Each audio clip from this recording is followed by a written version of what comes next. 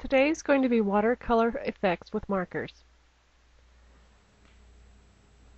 I'm using a silhouette corner stamp and I'm just coloring parts of the flower with some water-based markers.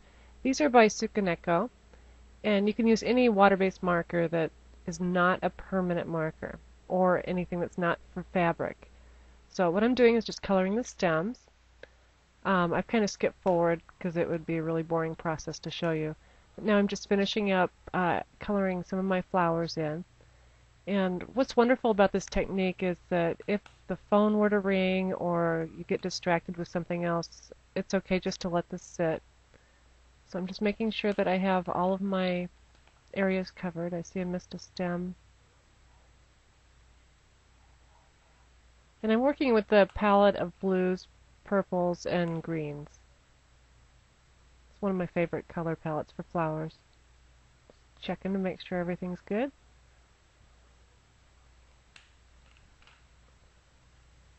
And now I'm using a Hero Arts water mist bottle, and I'm just going to spray some fine mist. And I want to get the top flower, so I'm going to cover and just get the top flower only. And now I'm just going to stamp onto plain white paper. And I'm going to let it sit here just a little bit to make sure that the ink soaks into the paper quite a bit. And here comes the magic. Love this part. Voila.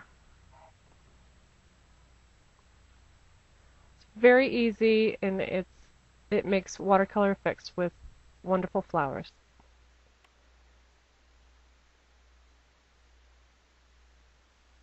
So for this image that I'm going to stamp, I'm using more oranges and pinks and reds and a little bit darker colors.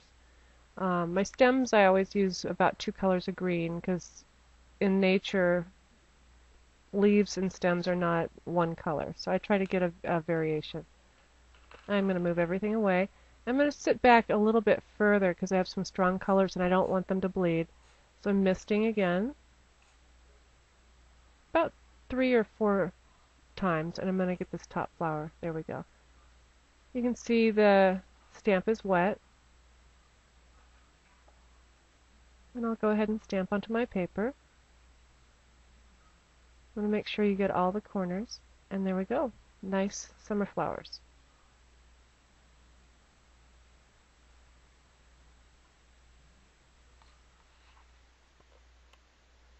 Now here's an added bonus.